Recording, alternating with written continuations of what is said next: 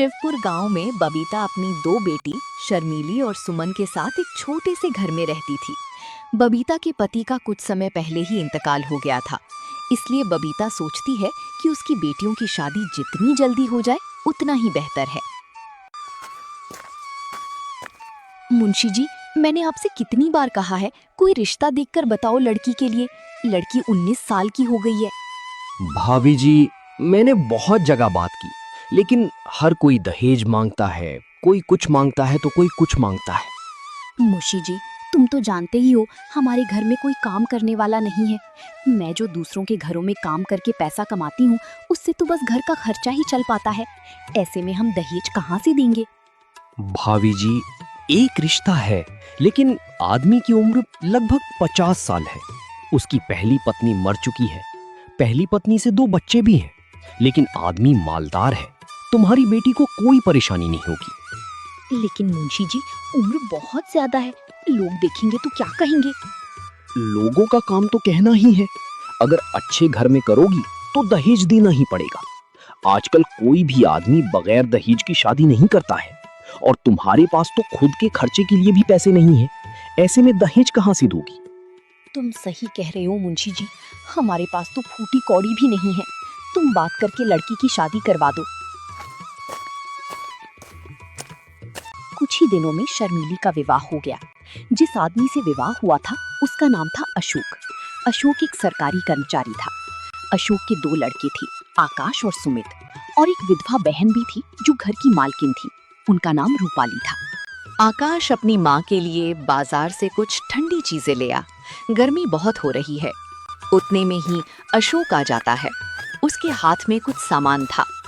अशोक शर्मीली को खुश रखने के लिए कोई ना कोई तोहफे रोज लाया करता, लेकिन शर्मीली को ना जाने क्यों अशोक के पास बैठना और हंसने बोलने में भी संकोच होता था। इसका कारण ये था कि अब तक ऐसा ही एक आदमी उसका पिता था, जिसके सामने सिर झुकाकर देह चुराकर निकलती थी। अब उनकी अवस्था का एक आदमी उसका पति था। वो उसे प्रेम की वस्तु नहीं, सम्मान की वस्तु समझती थी।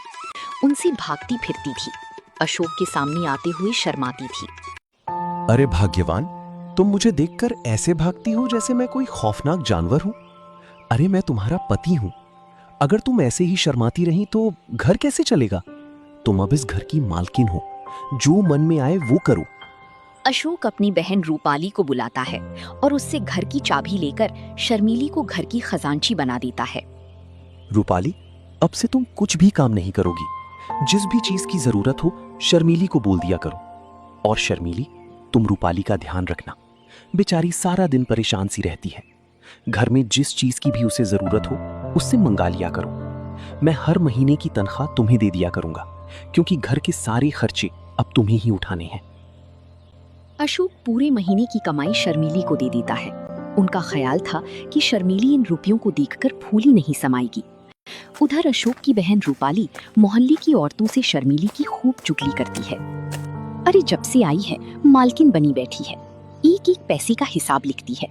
मैं कभी अपनी जरूरत के लिए थोड़े बहुत पैसे मांग लेती हूँ तो टाल मटोल करती रहती है, फिर कहीं 3-4 बार कहने पे ही पैसे देती है। बहन, तेरे भाई को भी क्या बुढ़ापे में इस जवान लड़की से शादी करने की पड़ी थी? कोई मेल भी तो हो, देखने में उनकी बेटी लगती है।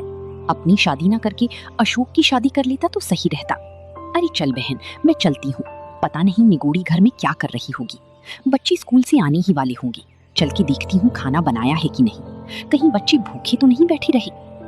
रूपाली उस दिन से शर्मीली से जलने लगी थी जब से अशोक ने उसे घर का खजांची बना दिया था।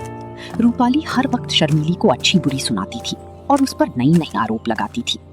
एक दिन शर्मीली छत पर किसी काम के लिए जाती है तो रूपाली कहती है, अरे ना लाज है ना शर्म, निगोड़ी ने हया भून खाई है।